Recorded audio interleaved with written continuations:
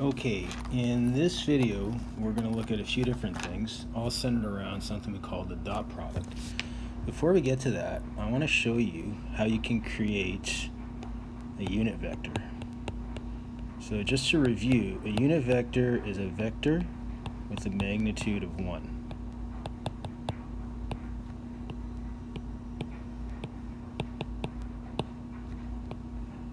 So if you've got a vector u in 2 space or 3 space, and you divide it by its magnitude, that right there is going to create a unit vector. So suppose we have this vector in 2 space, 1, 2. So that would be the vector u I'm talking about. So according to this, I need to take the magnitude of it, so I'm going to do that. And that's going to give me root 5. So the unit vector would be that vector, 1, 2, and each of those components divided by that magnitude of 5 we just calculated. Now you could also factor out that 1 over root 5. And just to prove it, right, a unit vector would mean that this has a magnitude of 1. So if we do that, that means we have to square each of those components and take the square root. And in doing so, oops, made a little mistake there. That's actually 2. So in doing so, we can see that that would lead to 5 over 5, which is just 1, which is just a magnitude of 1. So when you're in 2 space or 3 space and you need to create a unit vector, that's going to be the process you go through, and you're going to need to do that coming up in some concepts we're going to look at. But right now I want to look at the dot product. So the dot product is going to be for 2 space and 3 space. So the dot product is the angle between two vectors. So again, you'd have 2 vectors. So this is kind of like what we're looking at here. You're going to be calculating that angle between them. Now again, this tutorial doesn't substitute the classroom experience where you would go through it, you would prove it, you would work in groups to see exactly why this works. But this will help you work with the definition. So let's look at it. So the dot product is said to be cosine theta equal to A dot B. I'm going to explain this in a minute. Divided by the magnitude of A times magnitude of B. So let's look at an example in R3. So we've got these 2 vectors. You got vector A, negative 1, 2, 4. And then you got vector B, 3, 4, 3. So the first thing you need to do is to calculate this top part. And we say that A dot B. So notice it's not a plus sign, it looks like the multiplication symbol.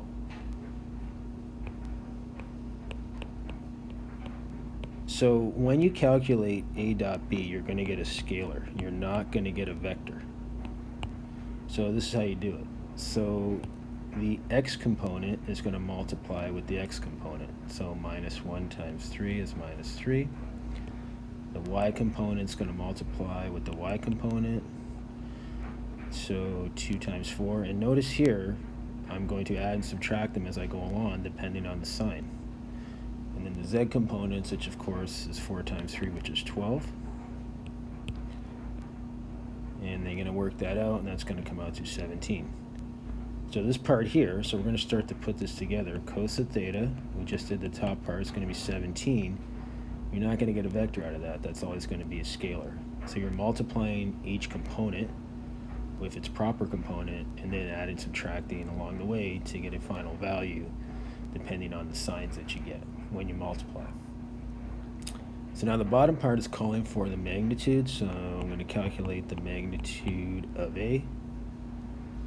So we've seen that quite a bit. Okay. So plus 4 plus 16, and just checking my work here along the way, making sure I'm doing that right. Magnitude of B. So again, you get that B vector.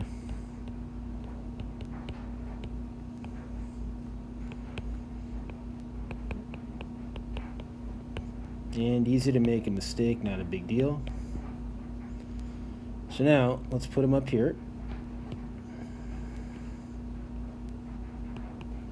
So again, this part here, these two magnitudes are going to multiply, so maybe you can punch that into your calculator, maybe you want to take the individual square roots, but regardless, you're going to get a value for 17 divided by root 21 times root 34. Now I like 4 decimal places,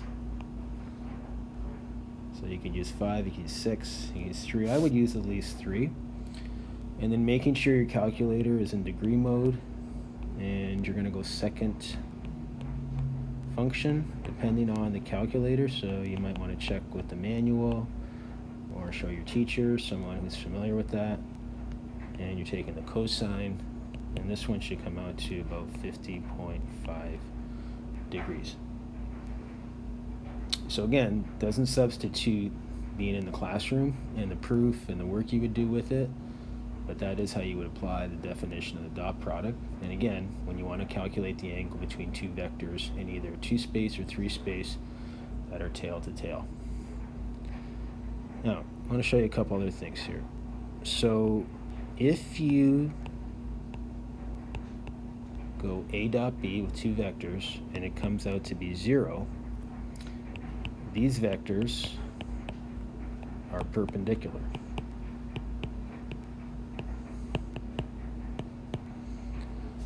So let's take a look here. So if I've got the vector 1, 1, I'll do 1 for 2 space. It works for 3 space also.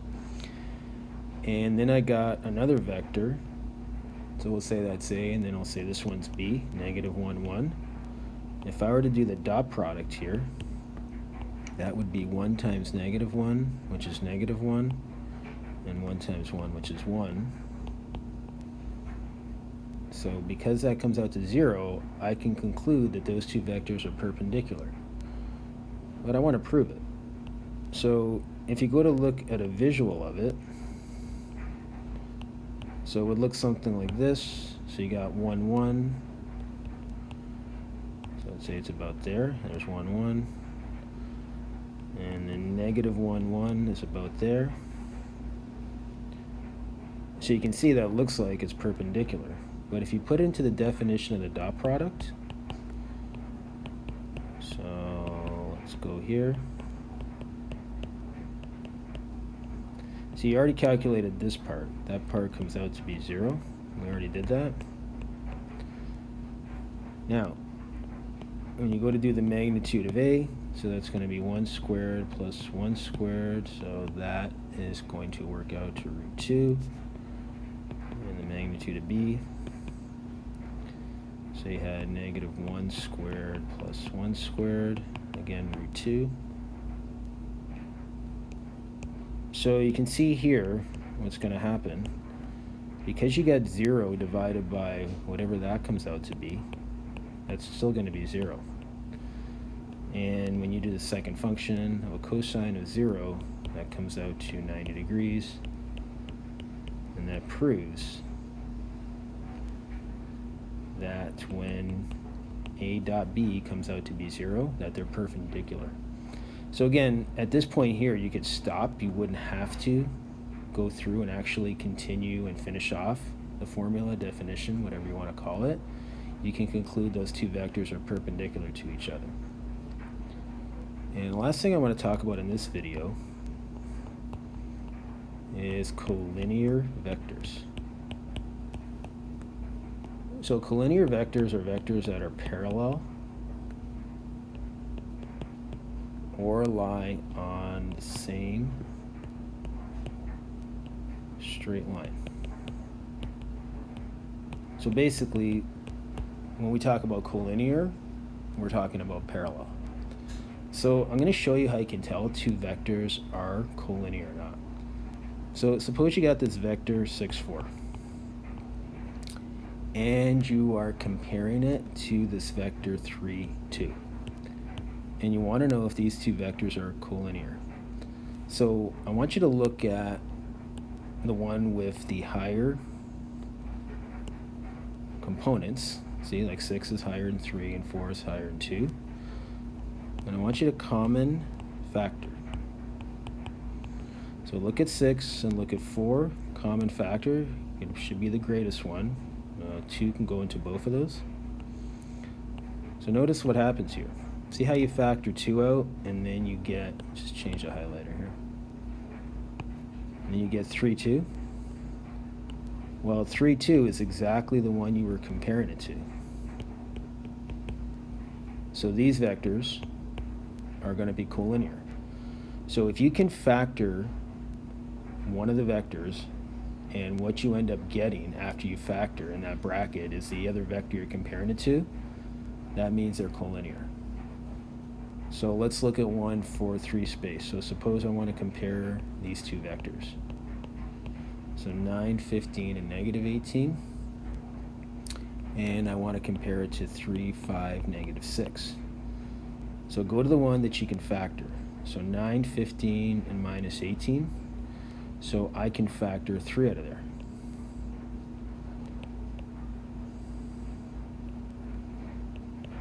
And then after you factor, compare it in that bracket, compare it to the other one. If you get that exact same vector, then they are collinear. Okay, see you in the next video.